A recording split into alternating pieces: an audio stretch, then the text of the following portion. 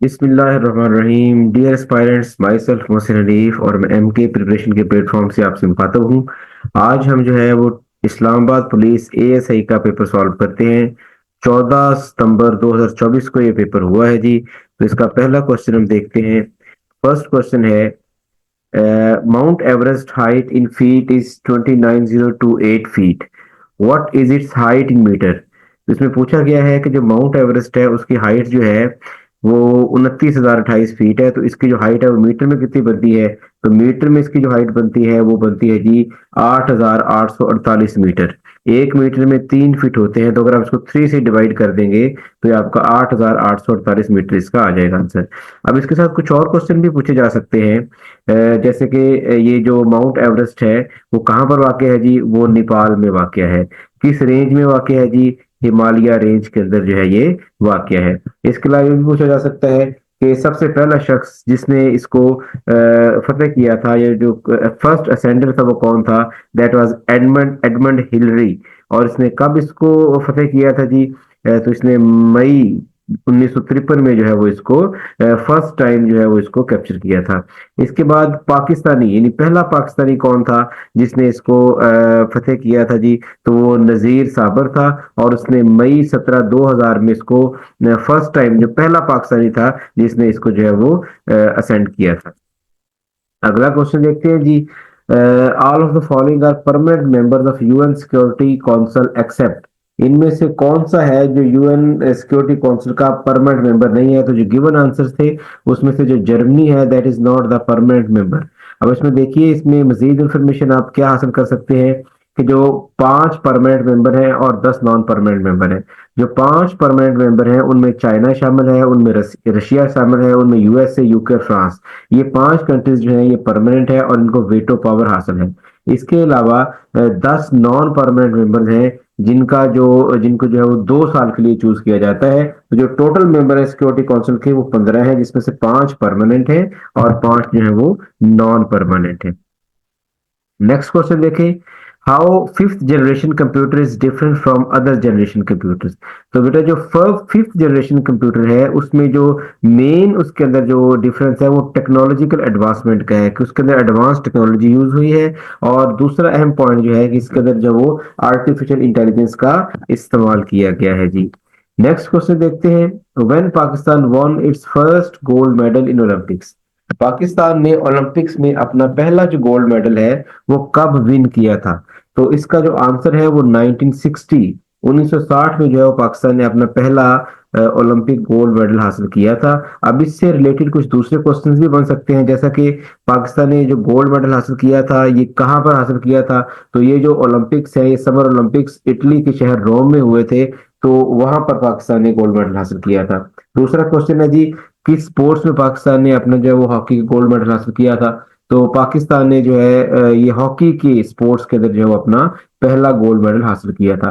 अब तक पाकिस्तान ने कितने गोल्ड मेडल जीते हैं जी। अब तक पाकिस्तान ने टोटल 4 गोल्ड मेडल जीते हैं। इसके अलावा जो मोस्ट रिसेंट गोल्ड मेडल है वो अर्शद नदीम साहब ने जीता है जेवलिन थ्रो में, जो भी रिसेंटली 2024 में पेरिस ओलंपिक्स हुए हैं उसमें अर्शद नदीम ने पाकिस्तान की तरफ से चौथा जो है वो गोल्ड मेडल विन किया है। तो ये भी साथ में क्वेश्चंस पूछे जा सकते हैं।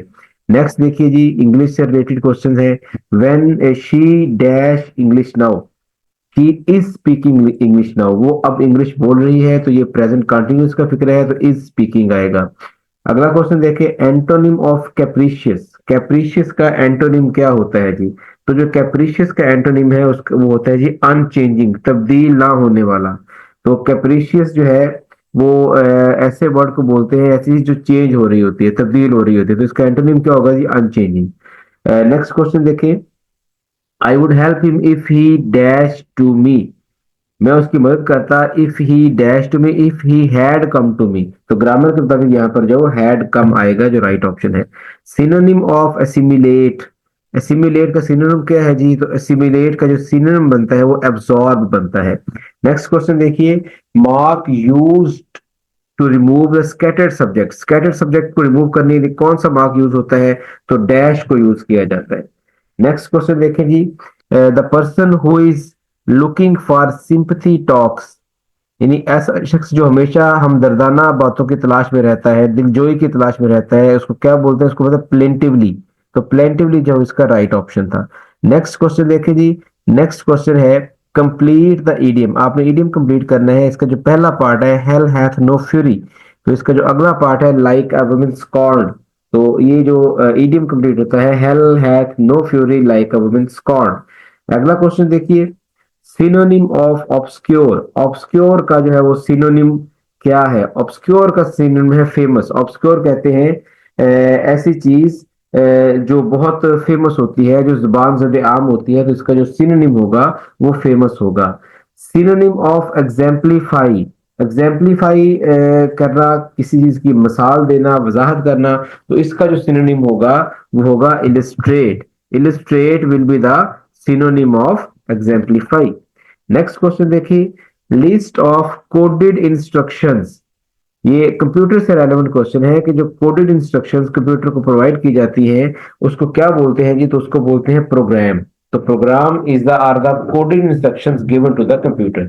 नेक्स्ट क्वेश्चन देखिए। Computer that contains both analog and digital. यानी ऐसा कंप्यूटर जिसमें एनालॉग सिस्टम भी होता है और डिजिटल भी होता है, उसको क्या बोलते हैं जी? उसको बेटा हाइब्रिड बोलते हैं। Such computers are called hybrid computers.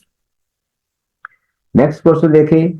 Pledge of Shakespeare falls in the category of. Shakespeare जो है यहाँ पर याद रखिएगा कि ये यूरोपियन लिटरेचर में इनका जिक्र मिलता है। यूरोपियन लिटरेचर इन्होंने लिखा है और इनके बारे में क्वेश्चन है जी कि इन्होंने अपनी जो प्लेस लिखे हैं उनमें किस कैटेगरी के प्लेस हैं? तो उसमें चार ऑप्शन थे, history, tragedy, comedy and all of these. तो जो शेक्सपियर साहब है इन्होंने तीनों तरह के प्लेस लिखे हैं, हिस्ट्री से रेलेवेंट भी लिखे हैं, ट्रेजिक ट्रेजिक भी लिखे हैं और कॉमेडी वाले भी लिखे हैं। तो इसमें जो है वो इसका ऑप्शन होगा ऑल ऑफ दीज, यानी तमाम से अपडेटेड उन्होंने प्लेस लिखे हैं। नेक्स्ट क्वेश्चन देखिए जी। Meaning of इंतिफादा। इंतिफादा का मीनिंग क्या है जी? इंतिफादा का मीनिंग होता है अपराइजिंग। नेक्स्ट क्वेश्चन है what do you meant by sine die. Sine die का क्या मतलब होता है जी? साइन डाई का मतलब होता है फिक्स अ डेट। जब किसी भी डेट को फिक्स कर दिया जाता है, कोई तारीख मुकर्रर कर दी जाती है, तो उसको हम साइन डाई बोलते हैं। Cause of ozone depletion. अब ये ओजोन क्या है? ओजोन हमारी जो एटमॉस्फेयर है उसके ऊपर एक लेयर है स्ट्रेटोस्फियर, उसके अंदर ओजोन लेयर मौजूद है। इसका काम क्या है कि ये सूरज से आने वाली जो हार्मफुल अल्ट्रावायलेट रेज होती हैं उनको जमीन तक पहुंचने से ये रोकती है।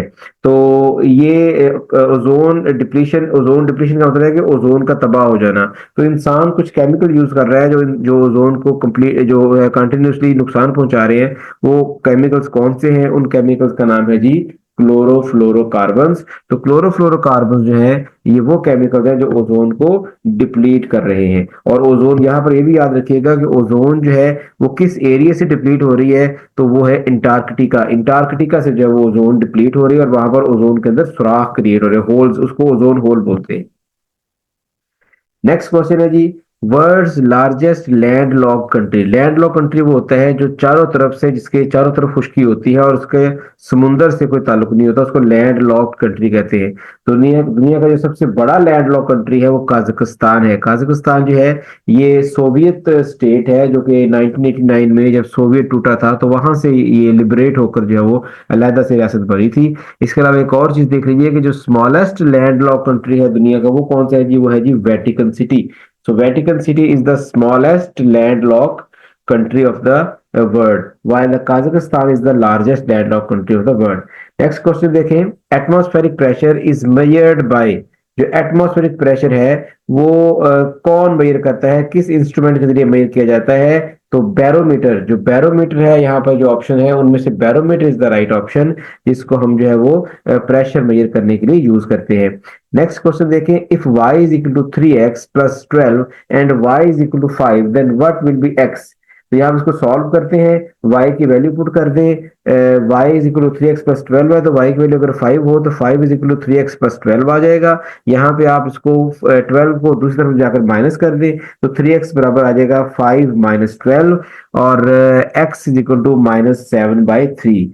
तो ये था जी आज का पेपर जिसको हमने डिस्कस किया है। आई होप कि आपकी इंफॉर्मेशन में अच्छा खासा इजाफा हुआ होगा और आपको आइडिया हो गया होगा कि जो पेपर्स हैं वो किस तरह के एएसआई के पेपर्स आते हैं। इस तरह की मजीद इंफॉर्मेटिव वीडियोस हासिल करने के लिए, सुनने के लिए आप एम के प्रिपरेशन जो हमारा चैनल है यूट्यूब पर जाकर उसको जरूर सब्सक्राइब कीजिए और बेल आइकॉन के बटन को भी जरूर दबाइए ताकि इस तरह के जो है वो आपको मजीद इंफॉर्मेटिव वीडियोस और जॉब से रेलेवेंट वीडियोस जो है वो आपको मिलती रहे। अब मुझे इजाजत दीजिए।